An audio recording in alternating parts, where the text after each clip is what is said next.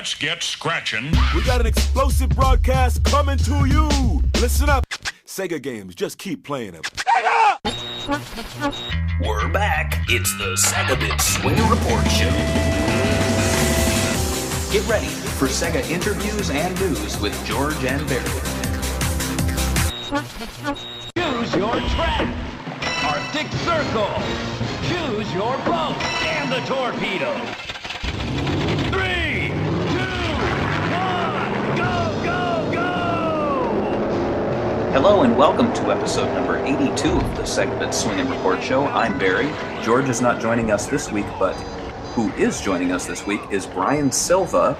And you may know Brian from Accolade, Visual Concepts, Post-Linear, Midway, Q Entertainment, Blizzard Entertainment, Specular Interactive, where he served as a game designer, creative director, voice actor. Brian, did I miss anything? I think you got too much. Okay, let's trim it down then. It's a spectacular resume. A lot of games that I just, from my childhood, that I just loved, and some that I want to talk about too that never saw the light of day. But before we get into that, can you tell us a little bit about yourself? Sure. I have been, making games, since 16-bit days, the days of pixels. And that's how I got started, doing pixel art, backgrounds mainly, and it all kind of went from there. Loved games growing up. First system was Pong. Saved up all my money, bought it, and spent way too much time playing that game, and it all just snowballed from there. And look, here I am today. a long road. Yeah, most definitely. Going before your game development days, what sort of games and entertainment did you enjoy while you were growing up? Well, I mean, just, the usual, nothing too unconventional. Movies, science fiction, action, adventure, science fiction, literature, comedy TV. I loved pretty much a wide range, but the usual stuff. Nothing. I don't think really anything unusual. Just a regular guy. Yeah. Nice. Yeah. I mean, so would you say it sounds like you were really you didn't mention many video games, so would you say that a lot of your game work was inspired by a lot of, I guess, non-game pieces of entertainment from your past? Like you, for example, you mentioned comedies, and I definitely see that in your work. Oh, I would think so. I mean, it's any creative endeavor is inspired by more than just its source, I would think. But yeah, certainly games. I mean, like I said, I've been playing games since the very first day games were made available, and never looked back. But yeah, comedy, and not just current comedy. I've got a soft spot for classic comedy. Three Stooges, Abbott and Costello, Marx Brothers, Laurel and Hardy, etc. I mean, definitely a lot of timeless stuff. I mean, I was a child of the 80s, grew up in the early 80s, and even then, stuff like Three Stooges, my dad turned me on to the Marx Brothers with his VHS library. So it's, it's timeless stuff, and it's definitely influential stuff, especially in your work. Yeah, absolutely. And it was something that really, as far as like the classic comedies are concerned, that was just something that, back in the 80s, there was no online, no readily available internet. And you got what you got on your basic 3 channels, or if you were lucky enough to have cable back at that time. But it was mostly before school, after school. I mean, they would show the Three Stooges, they would show Looney Tunes, and you're lucky enough to have something like that, I think. Can you pinpoint a moment when you knew you wanted to work in the games industry? I'm not sure if I have one one moment specifically, but I do recall, probably when I was probably around 8 years old or so, I started making game design documents at that point, with illustrations and play mechanics and storylines, and I think that's probably the earliest recollection I have of being interested in the development of games. Right. And for people listening, game design documents, those, I've read a few of them. They're not incredibly technical. I mean, it's not as though you're going to hear how a console works or how the game's developed from the back end. That's right. Yeah. How would you describe a technical design document? Yeah. Yes. A game design document can be. Well, I mean, there's no real rule as to what a game design document has to be, but as far as my experience is concerned, it's a lot of basic premise, characters, play mechanics, basic structure of the game, how it plays, what are the rules of the game. And it also can include art concepts, character design, even dialogue, if that's appropriate. Yeah, I wanted to talk about one of your early works. What was it like to work with Accolade during the peak of the console wars, producing cross-platform games like Bubsy? Oh, it was exciting. That was my very first game company, and so it was really amazing to be involved in something like that. It's still sort of a pioneering day of games. They were just really starting to kind of break out at that point. I mean, this was post Game Crash, and it was on an upswing at that point when I started working for Accolade. And it was just amazing. It was a really, really interesting time, but I didn't know anything, and I learned a lot. And a lot of through the help of people around me, and just trial and error, of course, which is the best learning experience, I think. So you did sprite and background work for both Bubsy games, but on the sequel you were involved in the game design. Yeah. Can you expand on that a little bit? Yeah, it was really funny. I remember the first kickoff meeting for Bubsy 2 was held at one of the developers' houses in San Jose, and we all just kind of sat around and powwowed and talked about games that we liked and what we liked about those games, what we didn't like about those games.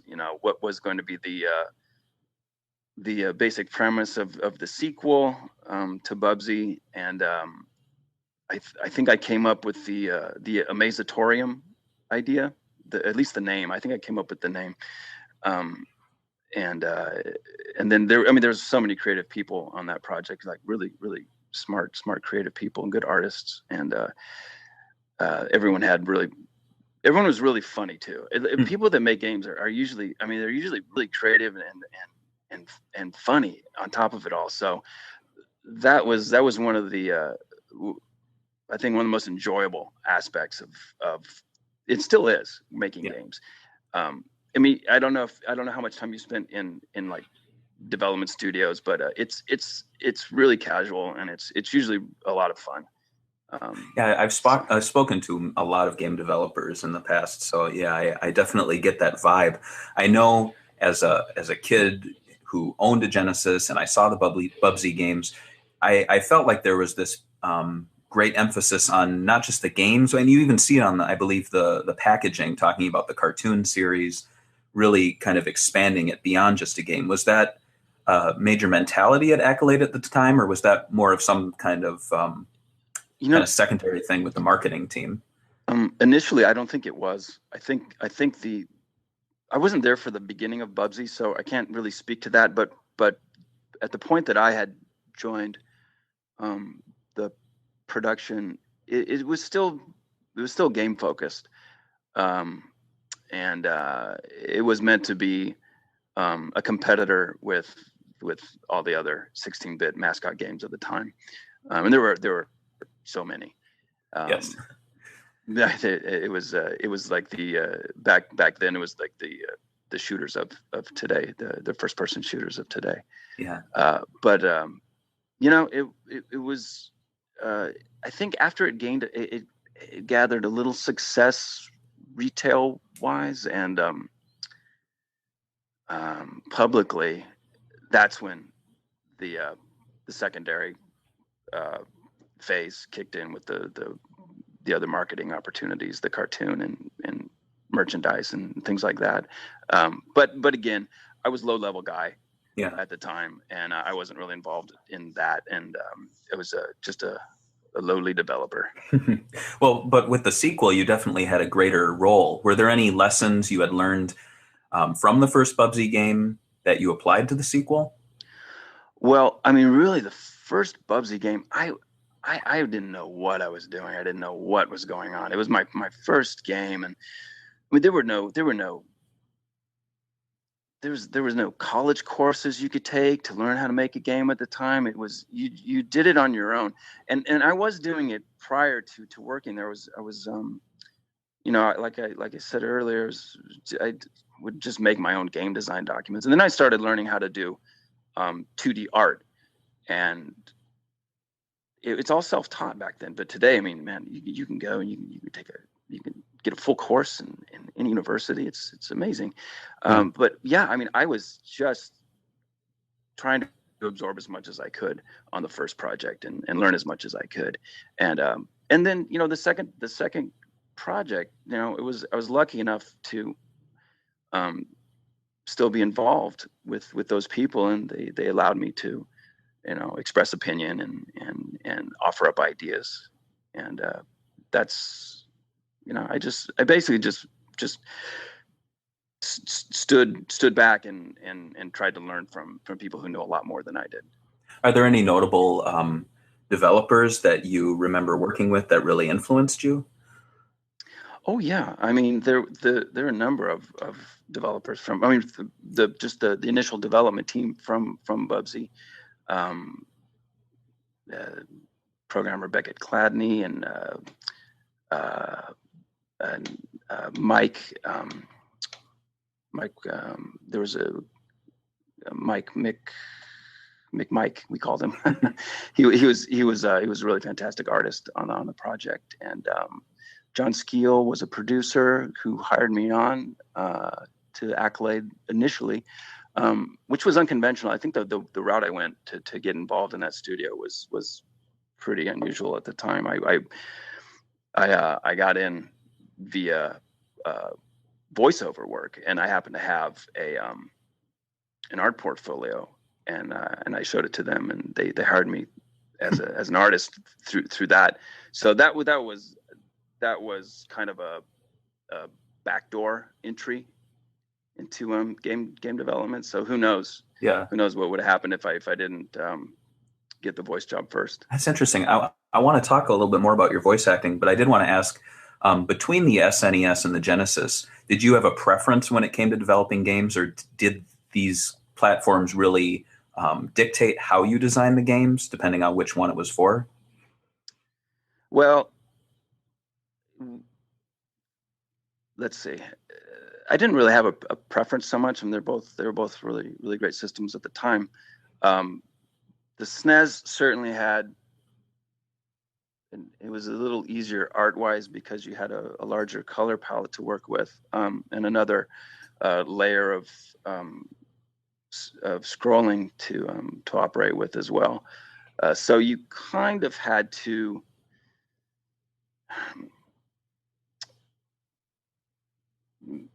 bend the rules a little bit for the Genesis, or you had to kind of dictate your Super Nintendo development toward the Genesis. So if you were doing a multi-platform, it was like, yeah, okay, we need to make this work on the Genesis, and that's kind of going to be the key platform, and which makes the Super Nintendo transition much easier, as opposed to going the opposite direction. If you use everything available on the Super Nintendo, then you had to edit, and you had to reduce things to make it. And so if you were under a time constraint, you usually had to lean more towards a Sega Genesis development, which was fine. I mean, it was still very powerful, very, very cool. And the tools to developing games on both platforms were the same. It was just capabilities were slightly better on Super Nintendo, and the audio was better, obviously, on Super Nintendo as well. But I mean, really, they were so close. Yeah, that's what I try to tell the Nintendo fans, but they tell me the SNES. Well, that's okay. I mean, people love what they love. Yeah. Why can't we just love everything? Yeah, it's all great. Yeah, it's all great. How did your voice acting work come about, and how did you land the role of Bubsy? You did voice Bubsy, correct? Yeah, I did. Okay. I mean, it's one of my proudest moments. Voice acting listings are always, you never know. So I just had to ask. That's true. Yeah, no, I did. I did do the original one-liners for Bubsy, the first Bubsy. I did not do it on the second one. I left that production about halfway through and started working for Visual Concepts. But how did I get started? Well, actually, I started out doing voices on a morning radio show in Sacramento, and a couple of radio shows at that time. And then I was still a really avid gamer at the time, and I would read all the magazines. And I think I can't remember which magazine it was, like maybe Game Pro. Gosh, it might have been Game Pro. Or EGM. I don't know. Anyways, there was an ad in it for voice work, or for a voiceover job for Accolade, and it happened to be Bubsy.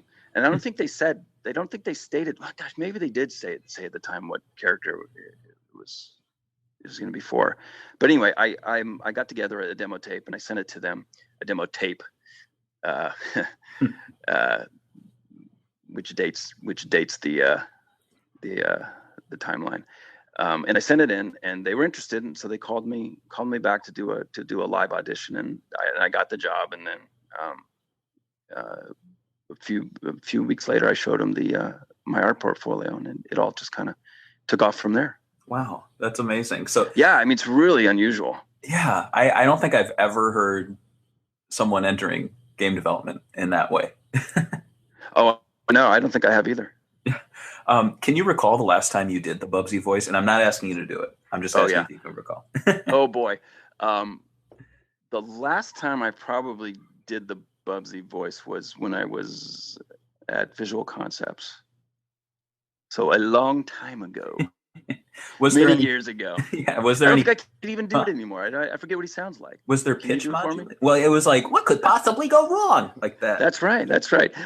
No, it wasn't. It's got a funny sound because of the processing through the games at the time. Everything was so compressed. Oh, of course. But no, it's all my voice. Yeah. Wow. Yeah, and actually funny thing is then the cartoon came along, and I had to audition for that, to do the voice of the character that I actually created the voice for. So I actually went to Hollywood to audition in a studio, and I did not get the job. Wow. I wasn't good enough. It went to Rob Paulson, who is pretty good. Yeah. So it kind of reminds me with that.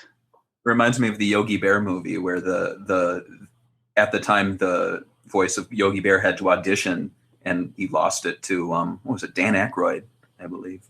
Oh yeah. And then they told him to come back to do some additional lines, and he did it. And they said, that sounds too much like Yogi. Can you do Dan Aykroyd doing Yogi? That's awesome. Yeah, that's awesome. Yeah. Yeah, that's like I think Jay Moore did something like that as well. He did like the voice for Buddy Hackett as Buddy Hackett in a movie. I think he out Buddy Hacketted Buddy Hackett at the time. It's like some parrot movie. Oh, okay. Paulie, I think it might have been called Paulie. And I think Buddy Hackett auditioned for it with his voice, and then Jay Moore got it by doing Buddy Hackett. But yeah, anyway. That's bizarre. Yeah. So you served as a project lead for Congo, the Secret of Zinj, and this was unreleased, correct, for the Genesis? Oh yes. Another one of my many tragic gaming stories. If you want to discuss a little bit, I was just wondering, was this your first major lead game that you took the lead on, I should say? Yeah, that was actually. And how did working on a licensed game differ from past projects? This one wasn't bad. It was not bad at all. I've heard horror stories working with licensed products and having to deal with the owner, the studio that actually owns the product. But this was okay. We actually got to go on set of the Congo lot, which was cool, and that was really, really fun. But the project was an interesting project. It went through two variations. The first one, I was lead artist. I was lead artist on that one, and had a different designer and a different project lead, and it didn't. It changed. Yeah. I'll just say that. I'll just say that it was that design was scrapped well into the project, and so we scrambled to come up with a new design that could be completed in a very short amount of time. We basically had 4 months to create a game for the Super Nintendo and the Sega Genesis with myself, 2 other artists, and 2 programmers, and that's a pretty tall order. And I think the game is out there. I think someone actually found a ROM for it and put it online, and you can go to YouTube, and I think there's some terrible videos of the game. It was a lot of sleepless nights, a lot of sleeping at work, a lot of, thank God I wasn't married at the time, hours put in. And I mean, 4 months to make anything is crazy. And we decided we were going to try to do it. And we actually did it. I mean, we finished the game. Unfortunately, it was all first pass stuff. And it was so super hard. And really, it needed a lot of attention after the fact, but there was no time left, and that was it. And so the whole thing was eventually canceled. But I mean, pretty cool to be able to do something like that in that short amount of time. It could have been okay if we had a little more time to work on it, but yeah, these things happen. That's unfortunate. I mean, I guess like you said, it is an accomplishment to have it completed in such a short amount. Would you say you learned a lot of lessons from that project, though? Yeah, I learned never to do that again. So what, I guess just another question about that, was it the story of the game, or was it some sort of prequel or side story? Do you remember? It was never the actual movie was never movie. A plot of either one of the variations of the game. The first variation was actually some sort of a gosh, how to explain it? It was kind of like an isometric shooter, sort of like like a 3/4 perspective scrolling playfield shooter, like Zombies Ate My Neighbor, and that kind of a look, which it was always so weird because there were the enemies were just jungle animals, and it felt odd to basically be slaughtering just jungle animals, right? Yeah. See, I don't, and then it all kind of led up to the fight with the gorillas, but it was really hard to stretch that into a full game, and it had its problems. But the second variation was a bunch of mini games, loosely based on the characters and scenarios from the movie, actually more so than the first version of the game, and some of them were really cool. One of them was, we had like this automatic, like an auto runner, like an endless runner, which might have been one of the very first ones. We had like a shooter, like a T2 style 16-bit shooter in there, a few versions of that, some scrolling levels to like escape the temple at the end of the movie. And I mean, it was kind of loosely based on the whole plot, I guess, now that I'm thinking about it. But yeah, it was really interesting. You know, we had to think pretty hard about how we could pull this off in the short amount of time, and what kind of repetitive gameplay we can put in there. So if you're interested, it's out there somewhere. I've looked into playing it, but I wanted to hear from you before I actually checked it out. I did watch some videos though. It's tough. It's a really tough game. Yeah. I wanted to also talk about another visual concepts project. One that at the time you were there, it went unreleased, but it was released years later. I'm talking about Floigan Brothers. Right.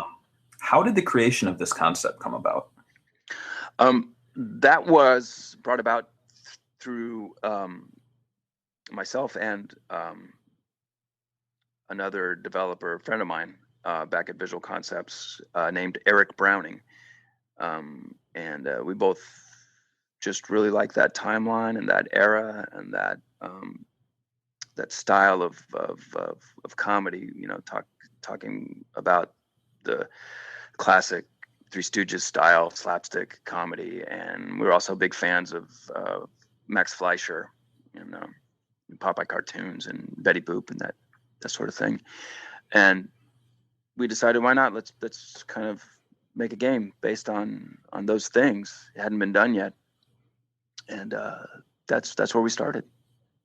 So what system was it intended for? It was intended for the PS1, or the PSX at the time, I guess. Was there ever consideration for the Saturn or no? Oh, I don't think so. I don't think it was ever. I don't think the Saturn was around when we first started creating the game. Right. It may have been eventually, but I don't recall that was ever a topic of conversation. Interesting. So you have several actually design documents, characters, descriptions on your website. Just in reading through them, I was surprised to see that you actually had 24 possible episodes listed. Yeah, that's not too ambitious. No. I think that's, yeah. Would these have been individual games released at like a lower price point, or were you intending to do a game with several episodes? Oh, I think it was all intended to be in one game. I mean, gosh, back at the time, it was there was no DLC, there was no in-app purchasing. It was basically you paid for one game and you got everything.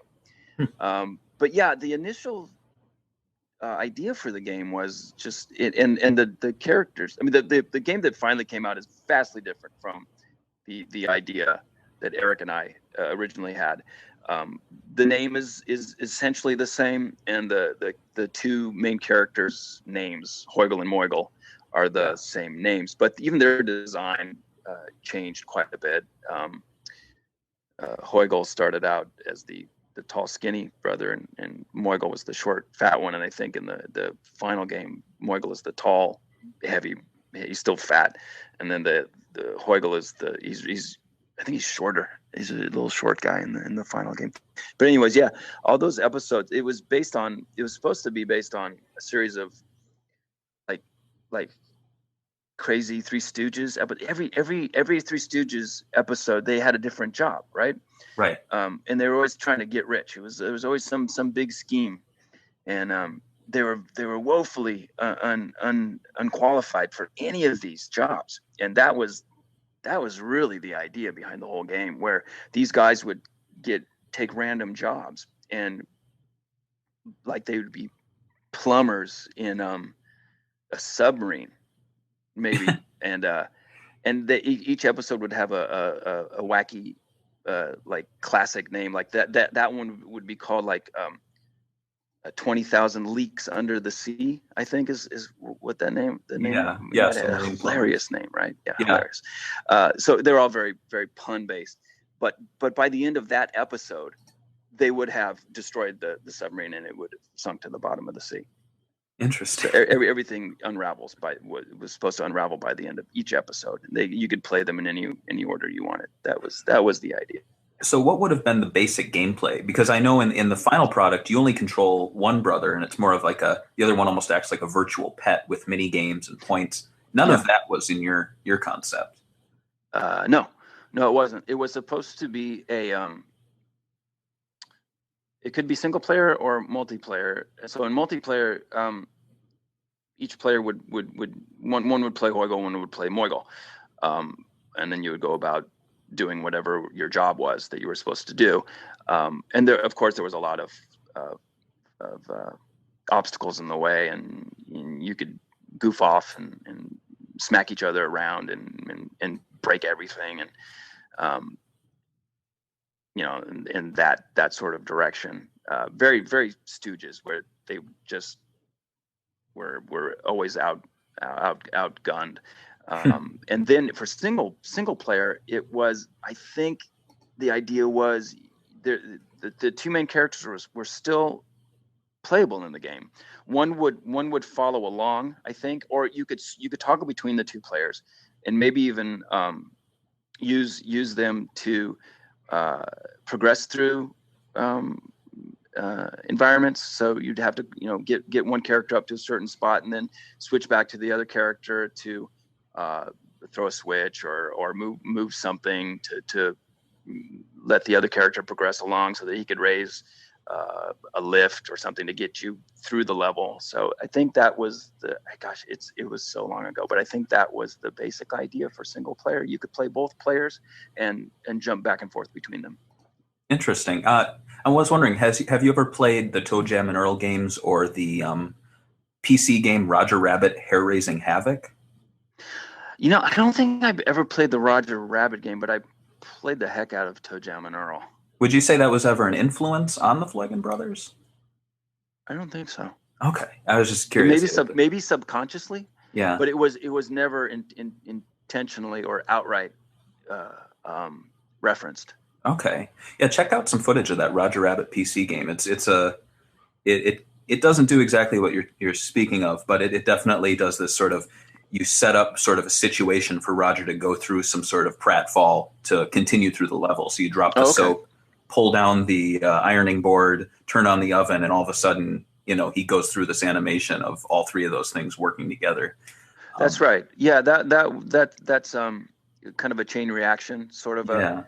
Yeah. We wanted to put a lot of that in the game, which was always a staple for classic slapstick comedy. One little mistake would snowball into this horrible disaster of events.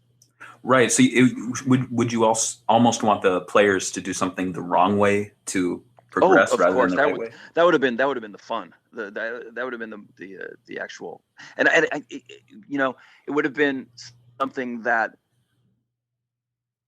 not that we want the player to intentionally sabotage themselves, but they would basically have a job to start, and it would be an automatic trigger at that point that would set something off, and then the disaster would unfold. So I don't think we would have the player be the ones in charge of their own demise. It would just sort of naturally occur as you're trying to solve a problem. Right. And were there game over screens or deaths built into the game? I don't want to say death. That's kind of morbid. Yeah, I'm trying to recall. I think we were against traditional death, dying. I think it was more some. Gosh, you're asking me questions that I haven't thought about in 20 years. I think it was more of a penalty of some sort, or I don't even know if there was a penalty. It was really just trial and error. Let's get to the end of the job any way you can, and as quickly as you can, or you can just screw around and explore and break stuff or investigate things that you probably shouldn't be looking into. And I don't think there was any death. I don't think you ever died in the game. Yeah, I don't think that was. I don't think we didn't have a concept of like lives and health. We were trying to do something different, which is not always smart, but it's fun. Yeah, nowadays they don't really have lives. They still have health. No, there really isn't any concept of that except for like now there's a lot of like 2D style platforming games that are back in fashion again, which is of course that brings back the whole concept of health and lives. Yeah. But even those are much more forgiving than they used to be. Oh, for sure. You had an extended Floigan family. You had the niece/secretary Honey Pie and the one-legged orphan nephew Boigle. Can you That's right. tell me a little bit more about these, or is that about the extent of them? Okay. There were well, I mean, when you're starting up games, a concept like that, thinking of a game, and any idea that is funny, you kind of write it down. So let's see, Honey Pie she was their niece, Hoyle and Moigle's niece, and she worked as their kind of like the Annie Potts character in Ghostbusters. She'd be their secretary, and she would give them their jobs. She would take the phone calls and tell them what kind of gigs they can try and tackle. And she was a sweet girl.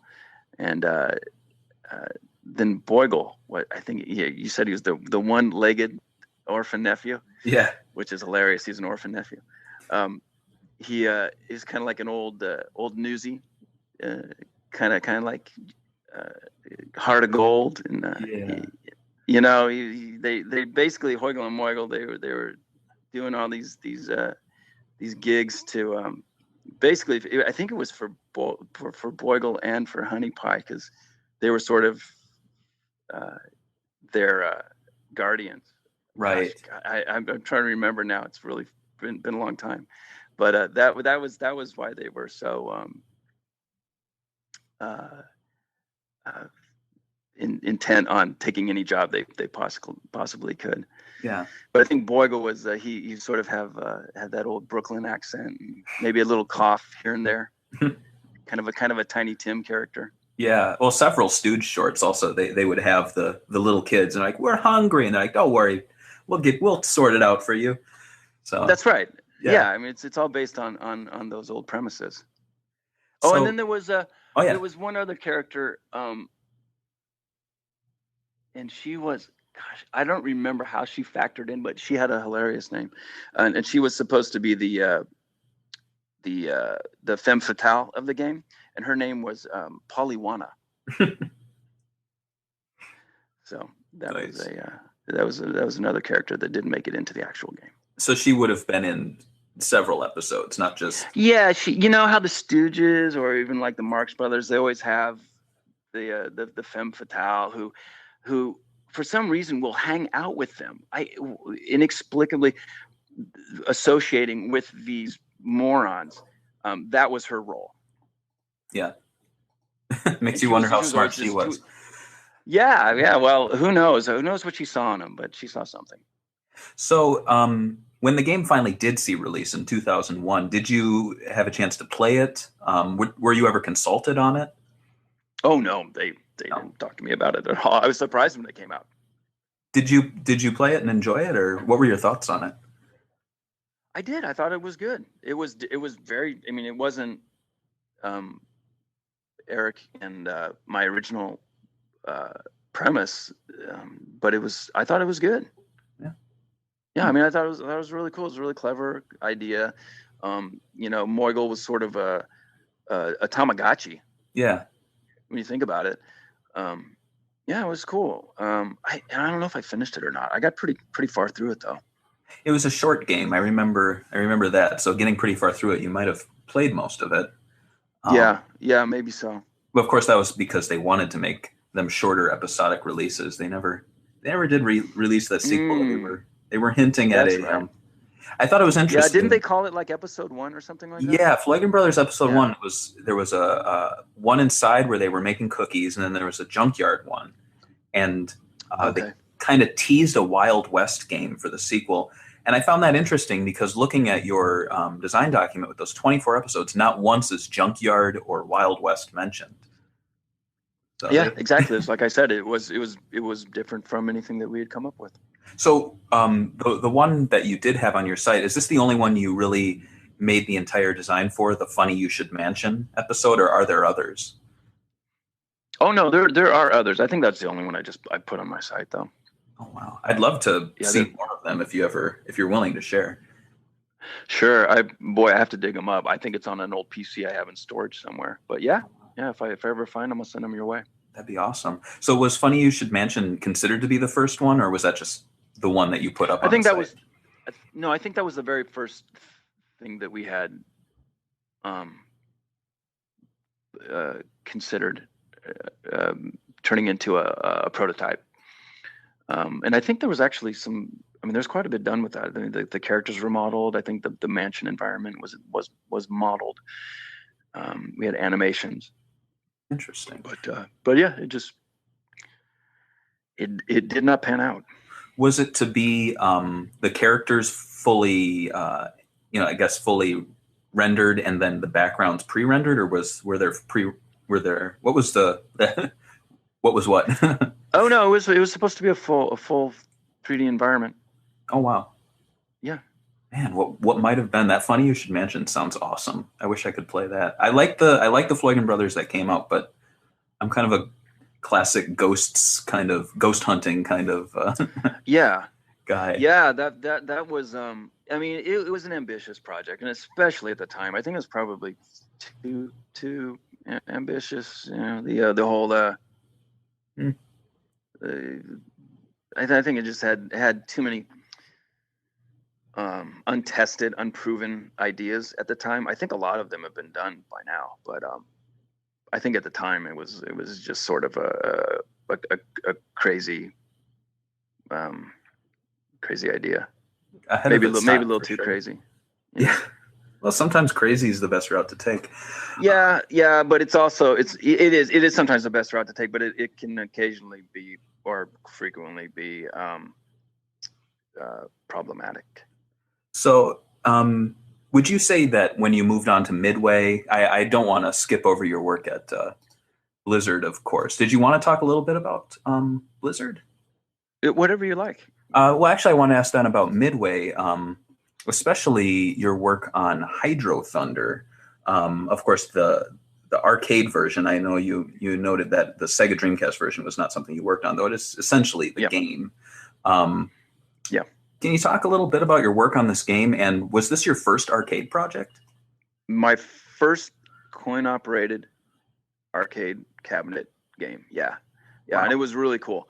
It was really, really fun. That was exciting because at the time arcades were still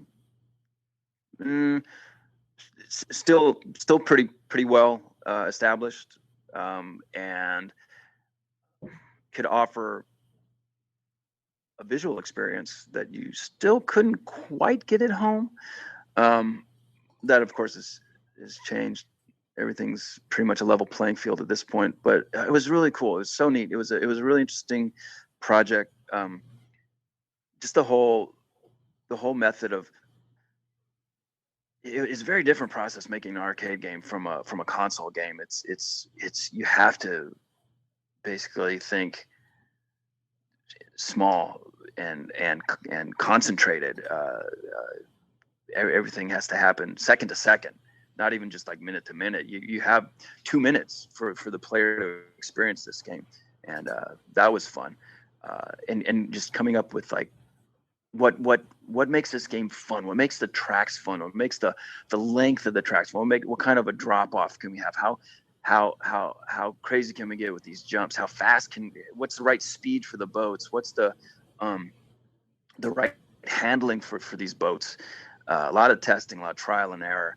And then coming up with the cabinet itself was really fun. I think that's half the experience for an arcade game is the way the cabinet feels and that tangible experience that you can't get with sitting on a chair or a couch with a regular analog controller on your lap. It's just different. It's a very different. It's visceral in the arcade. You're standing up or you're sitting in this rumbling chair. It's just it's a unique experience. Oh, absolutely. I'll admit that Hydro Thunder, the first experience I had was on the Dreamcast, but when I finally did see it in the arcades, I was playing it, and I'm certain my dad probably said, "You own that at home," but I had to explain it's a very different experience getting in. Oh, it's not the same. It's not getting into the it's that steering wheel. It's the seat. It has a subwoofer. We had a subwoofer in the back of the seat that actually rumbled the seat, and it's really all about that throttle. Yeah, and I never got tired of hearing Midway when selecting. What was the other one? Damn the Torpedoes. That was also me. That was you. Wow. Yeah. I'm the announcer for Hydro Thunder as well. That's crazy. I'm out in Chicago at the moment. So whenever I'm on the train and I see the Midway stop and they say, "This is Midway," I just think they're really missing out on just saying, "This is Midway." Yeah, it's not Midway, guys. Yeah. It's not the real Midway. No. Yeah. Right. So you also listed Hydro Thunder 2 on your resume, but such a game was never released until years later when they did do Hydro Thunder Hurricane, which I wouldn't really say it's a sequel as much. No, I don't think so. I think Hydro Thunder Hurricane. Well, it wasn't made by anybody who worked on the original game, and from what I know of that project, it was originally developed without the Hydro Thunder license. I think it was just I probably have no idea what I'm talking about here, but from what I've heard, it was going to be its own unique boat racing game, and then I think Microsoft acquired the temporary license for Hydro Thunder, and then the developers for, I'm not even sure what the game was called prior to Hydro Thunder Hurricane, but whatever it was called, Microsoft, I think, either approached them or they were already funding it or they were going to publish the game. They said, "Hey, let's put the Hydro Thunder license on this title." And so I think they had to either reskin or recreate some assets to occupy that license. So, was there a Hydro Thunder 2 in development at one point? There was. Yes. Can you tell me a little bit? It was it was fairly far along, actually. I think there are. I think there were, all the boats were done. I think we had like a dozen boats, 9, 10, 12 boats, something like that. Many of the tracks were completed, and I think it was actually, I'd say it's a good 75% done. But this was during a time at Midway where they were transitioning from coin-op to home console. And so they scrapped the coin-op division. And that was it. That was it for Hydro Thunder 2. Wow. And there was even another game that we were kind of working on in tandem at the time called Stock Carnage. I think there might even be a game series out that's called Stock Carnage, but it was many years later. Anyways, that was supposed to be sort of a NASCAR style, like stock car racing game, but with crazy tracks, like roller coaster style tracks. Anyways, that was fairly far along as well. And then, so Midway says, yes, we're done with coin-op. We're now a home console developer / publisher, and that was the end of Hydro 2. So what would Hydro Thunder 2 have done to truly be the sequel to the original game? What sort of improvements were there? It had moderate graphic upgrades to it, but I think the big change was, or the big feature addition was, the boats would, in the original Hydro, the boats would transform their booster rockets when you collected boost power-ups. And in this one, I think we had a second series of, so you'd have your first tier of boosters, and then you would collect, I think it was like there were red and blue boosters, and then if you found a gold booster, your super boosters would pop out. So it'd be a second phase of boosters, which would give you ludicrous speed. and I think there's probably a number of other cool features, but that was like the big one. That said, my first arcade game for my current company, Specular Interactive, is a game called H2 Overdrive, which was made by many of the same guys that worked on Hydro Thunder, including the project lead, myself, and three or four other developers that were on the actual project. So that really is Hydro 2. We even put that feature in H2 Overdrive. So a lot of the things that were going to be in Hydro Thunder 2 are in H2 Overdrive. So if you really want to see what Hydro 2 was going to be, that's as close as you're gonna get. I've yet to see H2 Overdrive out and about, but there is an arcade I was gonna check out this weekend. I have seen Batman. Did you work on that? I did. That's an awesome game. Just gotta say, that's like that was a tough game to make. It is very hard for an arcade game nowadays to really wow me, but that was an awesome experience the first time I played that. And it might have been maybe because it was the 1989 Batmobile I was racing as, but the game was so crazy. Like, it was adrenaline pumping. Oh, cool. That's good. Yeah, I mean that's cool to hear. It was, man, that was probably one of the hardest games I've ever had to make.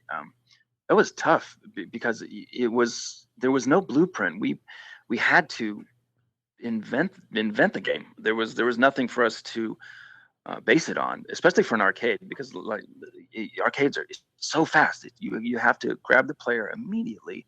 You can't teach them how to play the game. There's no tutorial level, and it was an open world driving game in the arcade, which is, I mean, maybe Crazy Taxi is the only other game that's attempted that and done it successfully. But it turned out really great. I think I'm very pleased with it. But it was tough. It was man, there was a lot of versions of that game before I think we figured out how to make it. I found really interesting about it was that it was no one Batman. It was really like this strange kind of mishmash of all these elements, but it worked. Yeah, well, that's because we put so many different Batmobiles in the game. We just couldn't do every Batman that went along with every Batmobile. And if we did that, then we'd have to do a different voice. I mean, man, it's too much, especially with the development time and the budget that we had for the game. And then as far as like the city goes, Gotham, we couldn't make it look like, it couldn't be Burton's Batman. It couldn't be, it couldn't be Nolan's Batman. It couldn't be the 60s TV series Batman. It had to be kind of all of them.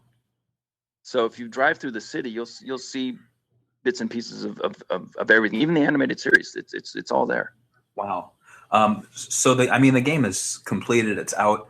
Are there any chances of your team going back and releasing a new, version to arcades? Because there is the new Batmobile out with the new movies. Has there been talk of that, or are you? I would assume you'd be open to that for sure. Well, of course we would. Yeah, I mean, if there is a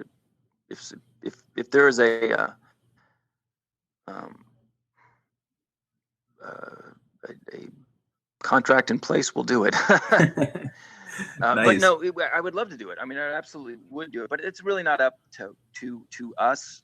We're the third party developer here. Right. Raw Thrills is the publisher. They funded the game, so they would approach us and they would say, hey, look, we want to do like a add-on pack or something like that. And I think it has to do with the arcade operators. If there's enough of a demand from them for something like that, sure, we do it, or maybe even a sequel down the road, so to speak, in a couple of years when there's plenty more Batmobiles that we could put in the game. We could do Bat Cycles, we could do more flying vehicles, we could even do water-based missions, which would be a lot of fun, I think. And you're out in California, so did you have the opportunity to go and see the Batmobiles? I've seen them all once. No, I never have seen them in person. Yeah, you should get out to what is that, at Warner Brothers lot. They had a display. I think they still have it, but It's surreal Yeah. to see them. Yeah, I've been to we visited with the Warner Brothers studio extensively, but yeah, we never actually got to like sit in one or see one, and I just never had that opportunity. If there's a sequel, Sadly. if there's a sequel, tack that onto the contract or something. Yeah. You One of our crazy demands. You briefly worked at Q Entertainment. Now this is the Q Entertainment from Tetsuya Mizuguchi? Oh no, it isn't. It's a different one. It's a coincidence. Okay. This is a small developer in San Diego who did a miniature golf game that I did. Okay. I did a small amount of contract work for when in between going from Midway to Swingin Ape Studios, actually, which led to Blizzard. Okay. So yeah, it was a kind of a just a small gig. Okay, yeah, it was interesting because they both came about in 2003. So I was like, this is bizarre. There's no way that Q Entertainment would be making a miniature golf game in America. I know. Wouldn't that be crazy? That would be very weird.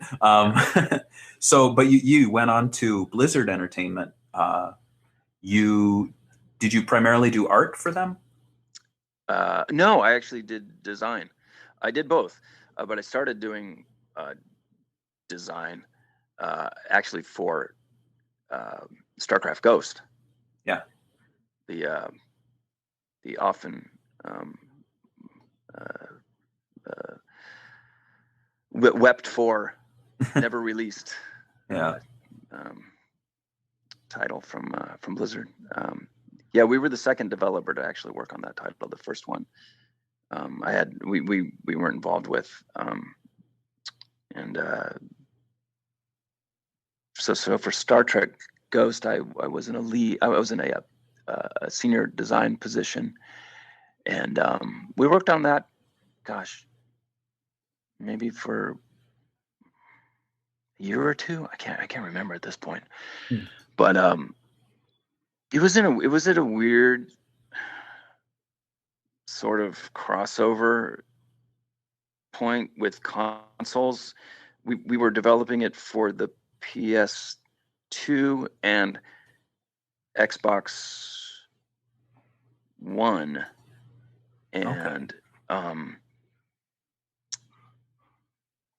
they were at the end of their life cycle, and yeah, it was just weird. It was really strange. Like, well, seemed like we should have been focusing on the next gen systems, as the customers were sort of all had their sight on the horizon of the new consoles to come. But I mean, whatever. Yeah. But it is what it is. And anyhow, that obviously, as you know, that game also didn't come out. Yeah, a lot of work put into it. I mean, I think it was playable at a couple of E3s, and the multiplayer was really fun. So, like Floigan Brothers, didn't happen. Well, I was going to say, like Floigan Brothers, did any elements from StarCraft Ghost ever reappear later on in any other additional titles? Oh, I don't think so. Not for me. Okay. Well, you did work on World of Warcraft at the very beginning, correct? I did. That's exciting. I mean, yeah, exploded. There's a movie coming out.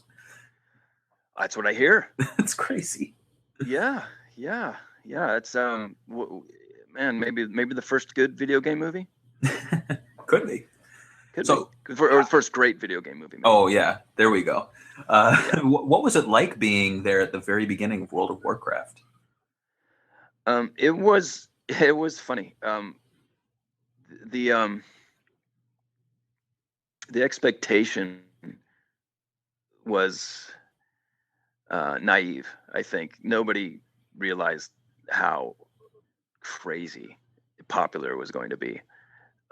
So that was funny. I always thought that was really hilarious. It just, man, exploded, didn't it? And that took everyone by surprise. Wow.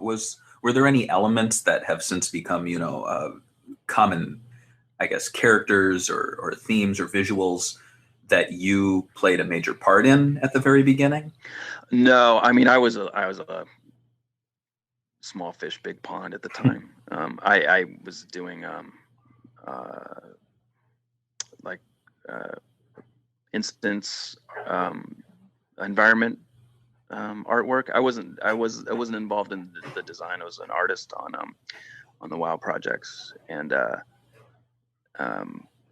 yeah, I mean, man, it's huge. I gotta tell you, it's just, you go from like a small development studio to Blizzard, and it is big. Hundreds and hundreds of people. I just don't understand how you could manage that much, but they do it, and it's a very impressive feat to pull off. And now you're at Specular Interactive. Have you worked on Dirty Driving and Project Hades as well? I did. I worked on H2 Overdrive, Dirty Driving, Project Hades, Batman, and then we have a number of tubes coming up. That's exciting. And all arcade work, I'd assume? Yeah. H2 Overdrive, Dirty Driving, and Batman are all traditional arcade. Project Hades is our first, my first location-based entertainment experience. It's a big theater room with a moving shooting ride on a hydraulic-based gaming platform. And do you have a current role there that I guess you'd have on a business card or something like that you describe yourself as? My business card says creative director. Okay. But I mean, we're a small developer, and everybody does more than one thing here. It's not a very specified task per employee. Everybody just does whatever we can and need to do to develop a game. So I do everything from design to art to writing to recording, editing. It changes from day to day. Wow. And how fitting too. You started in the industry as a voice actor, then you start designing games. Sure. And I still do voice acting in the games. I'm actually Mr. Freeze in the Batman game. Oh wow! There you go. You and Arnold. Yeah. He did it better, but I do what I can. Chill out. Yeah. That was awesome. Wow. That was awesome. Oh, so you're still doing that. That's amazing. And so, I guess to wrap things up, I always like to ask developers and even voice artists, if you want to actually answer the question for both roles, what advice would you give people who want to enter the career in game development or voice acting? Be persistent and do whatever it is that you would like to see yourself doing in that line of work. Do it all the time. Keep doing it. Never not do it. If it's creating art for a game, always create art. Just draw all the time. Be persistent. If you do good work, that is your biggest foot in the door. If you have something that is noteworthy, has merit, if it's your code, if it's your design, if it's your art, if it's your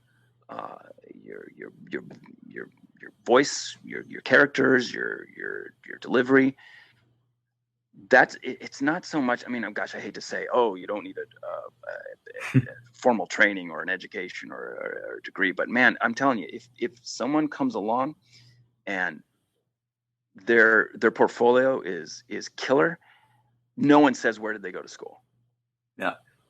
No one says, who trained these guys? They say, man, this is good. Let's get them in here and let's talk to them, and see if these guys might fit in our studio, or that's. I mean, does that make sense? I feel like I stumbled all through that, but really, it's just always do it and have something really cool to show, and that'll get you most of the way there. Wow. I don't work in game development, and you're inspiring me. So. Oh, well, I've done my job. Yeah. Well, hey, thanks again so much for chatting with me, Brian. It's been really awesome. I've learned a lot of things I didn't think I learned. I'm sure anyone listening to this will have learned some new things about some favorite games of theirs, as well as some games that never saw a release. But you're continuing to do what you do over at Specular Interactive. So people head out there, play Batman, play all the games from them. H2 Overdrive, try to find that. I gotta find that. So yeah, again, Brian, thank you so much for chatting with me. Oh, my pleasure, Barry. Thanks.